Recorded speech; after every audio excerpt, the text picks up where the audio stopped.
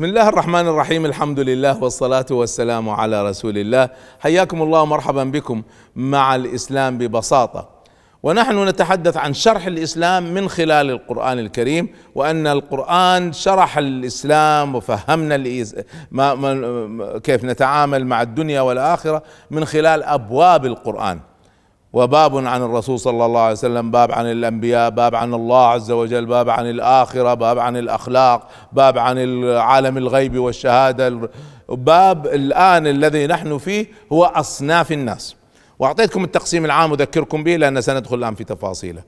أن الناس مقسمين حسب القرآن الكريم، مقسمين إلى 3 أنواع في الدنيا ونوعين في الآخرة.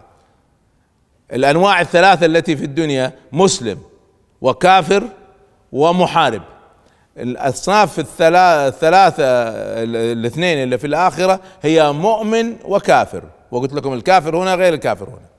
الآن قاعدين نفصل فيها. في الحلقة الماضية ذكرت لكم من هو المسلم. المسلم هو الذي نطق بالشهادتين بس، احنا ما لنا شغل ايش الذي في قلبه. وهذا المسلم الذي نطق بالشهادتين احنا نتعامل معه تعامل فقهي بناء على تعاملنا بالنطق بالشهادتين. لأن النطق بالشهادتين يدفن مع المسلمين ويعامل معاملة المسلمين، اللي ما نطقها لا يعامل معاملة المسلمين. بس تقسيم فقهي ما له شغل. الله يرضى عليكم من يدخل الجنة ومن يدخل النار، سنأتي لهذا في الآخرة. الآن ذكرنا أن المسلمين 5 أصناف. الأولياء وهم الذين عندهم إيمان وصلاح وتقوى، والصالحون هم الذين عندهم إيمان وصلاح. طيب بعدين عندنا الظالمون، وهؤلاء قد يكونوا مؤمنين وقد لا يكونوا مؤمنين بقلوبهم، لكن المهم أن نطق الشهادتين.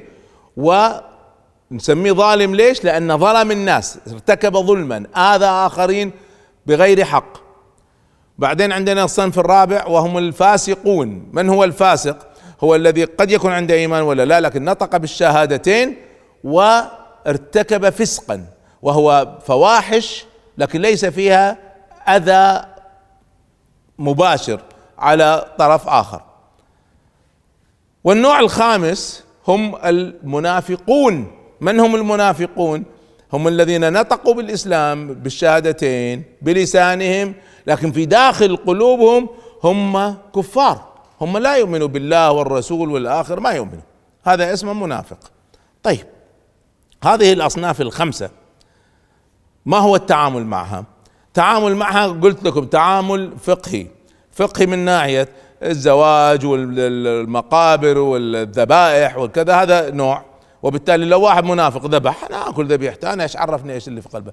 طب لو واحد فاسق يشرب الخمر وذبح ذبيحة ايضا اكل، ما دام نطق الشهادتين، هذا حكم فقهي.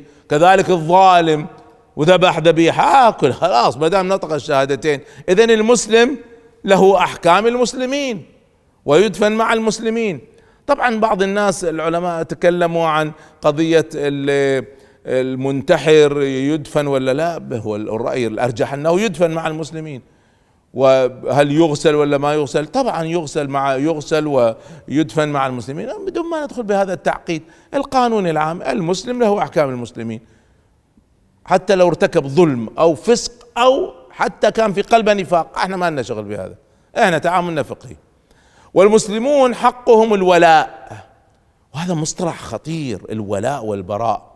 فمع المسلمين الحق التعامل هو الولاء، مع غير المسلمين البراء. لكن بعض الناس فهموها فهم اعوج، وبناء عليها صار عندنا ارهاب بسببها. يلا ناخذها. ما هو الولاء؟ الولاء احفظوه جيدا. الولاء امرين: الحب مع النصرة. الحب مع النصرة، هذا هو الولاء، حب مع نصرة. فإذا التعامل مع الأصناف ال5 للمسلمين، حتى الظالم حتى الفاسق، أن احنا نحب لهم الخير، نحب أن يفلحوا. وإذا أحد اعتدى على أمة الإسلام واجبنا أن ننصرهم. طبعا هذا سيستثنى منه المحارب، سنتكلم عن الصنف الثالث المحارب، يستثنى من الولاء والبراء، هذا له معادلة خاصة.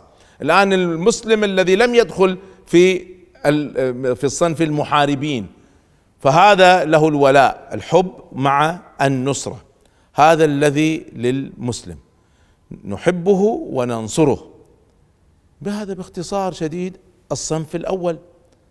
الآن نروح للصنف الثاني في الدنيا وهم الكفار.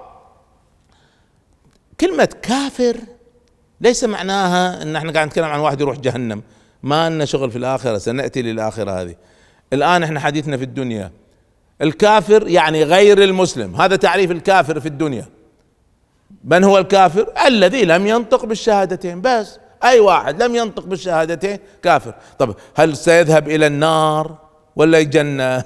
يا جماعة اتركوا هذه المسألة، سنتحدث عنها في التصنيف الأخروي، خلونا في الدنيا. الآن قانون، أي واحد لم ينطق الشهادتين نسميه غير مسلم، نسميه كافر، هذا هو المصطلح الفقهي خلينا نسميه. الكفار هؤلاء اللي لم ينطقوا بالشهادتين أصناف، لهم ليسوا صنف واحد.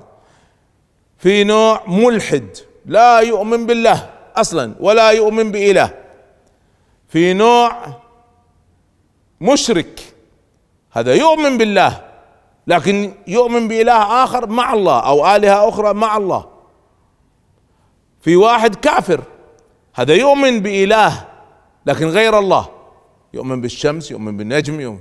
الملحد لا يؤمن بشيء، الكافر يؤمن بشيء بس غير الله عز وجل. وفي نوع اسمه الجاحد. الجاحد من هو الجاحد؟ الجاحد هو الذي تأكد أن الله موجود وأن الله هو الحق ومع ذلك رفض، وجحدوا بها واستيقنتها أنفسهم ظلما وعلوا، ظلم نفسه، استكبر، غرور أخذه، بس من داخل نفسه هو متأكد. هذا ايش؟ هذا نوع خاص اسمه الجاحد. إذن عندنا المشرك، عندنا الكافر، عندنا الملحد، عندنا الجاحد، هذه كلها من أنواع غير المسلمين. والنوع الخامس من غير المسلمين هو أهل الكتاب. أهل الكتاب، وأهل الكتاب معروف هم اليهود والنصارى. بعض العلماء أدخل معهم ليس فقط اليهود والنصارى، احنا مؤكد عندنا أن في أهل الكتاب غير اليهود والنصارى، لأن الكتب السماوية ليست فقط التوراة والإنجيل، صحف إبراهيم، داود، زبور داود، صحف موسى عليه السلام وغيرها. طيب بعض العلماء جاءوا إلى المجوس الذين يؤمنوا بزرادشت كنبي. بعضهم على فكرة بعض الناس يظنوا أنهم يعبدوا زرادشت، هم لا يعبدوا، هو هذا نبيهم أو مرشدهم. وهم هم لا يعبدوا النار، هم يعتبروا أن النار ترفع صلاتهم إلى الخالق، خالق السماوات والأرض. فهو يؤمن بالله بس يؤمن بالنار أنها ترفع وأنها مقدسة وأمثال هذه المسألة، فدخلوا في هذا، لكنهم يؤمنوا بالله. ولذلك لما المسلمين فتحوا فارس جاء الأمر من سيدنا عمر بناء على الذي فهمه من النبي صلى الله عليه وسلم واستشارة الصحابة، كيف نتعامل مع المجوس. فقال سيروا بهم أو سنوا بهم سنة أهل الكتاب، عاملون كأنهم أهل الكتاب. نعم عامل هذا. ولذلك كان المسلمين يتعاملون مع المجوس بنفس الأحكام الفقهية اللي تتعامل مع أهل الكتاب. بعض العلماء اختلفوا في الزواج من بناتهم، لكن القانون العام أنهم عوملوا من كأنهم أهل الكتاب. أيضا أنا وقعت على قصة مهمة جدا لما كنت في قبل أن أذهب إلى زيارة البوذيين، رحت تعرفت عليهم ودرست عندهم دينهم عشان أعرف دينهم من داخلهم. طبعا أساسيات دينهم أنا ما تعمقت كثيرا، لكن أخذتها منهم وليس من غيرهم. فقلت قبل ما أذهب إليهم خلينا نشوف هل في تاريخنا الإسلامي شيء يتعلق بالبوذية وماذا يقول العلماء عن البوذية. فوجدت نعم الذي فتح مناطق التبت والبوذيين النيبال وكذا فتحها المسلمون، فتحها جيش محمد بن يوسف الثقفي.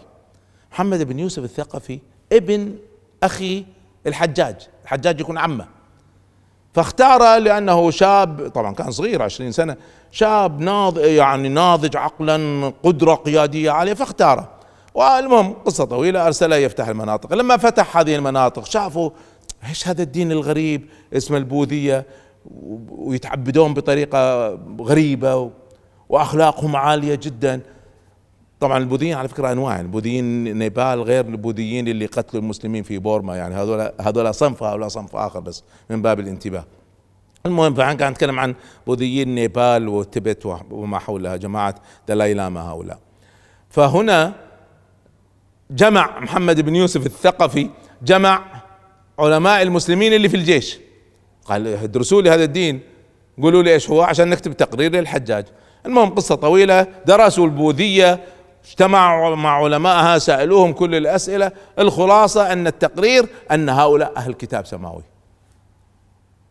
وكتبوا هذا التقرير وأرسلوه إلى الحجاج. الحجاج كان في البصرة، من البصرة كان يحكم العراق وفارس وكل المناطق الشرقية نيابة عن الأمويين. استلم هذا التقرير الغريب، فجمع العلماء اللي في العراق، قال لهم ادرسوا لي هذه المسألة كيف نتعامل معهم. فدرسوا بالتفصيل، يعني كان تقرير مفصل. فصار قرار العلماء، علماء المسلمين الذين في العراق، أن البوذيين هؤلاء أهل كتاب. هذا التقرير، أنا ما قاعد أختلق شيء من عندي، ارجعوا للتاريخ وادرسوه. فإذا لما نقول أهل كتاب لا تفكروا فقط في اليهود والنصارى. إذا ما هي أصناف الكفار؟ مشرك، ملحد، كافر، جاحد، أهل كتاب. هذا الآن التقسيم فقهي، ماذا ينبني عليه من أحكام فقهية ومن ولاء وبراء؟ هذا ما سأحدثكم عنه في الحلقة القادمة، وأيضا أحدثكم فيها عن المحارب وأنواع المحاربين. نلتقي بإذن الله، استودعكم الله، السلام عليكم ورحمة الله.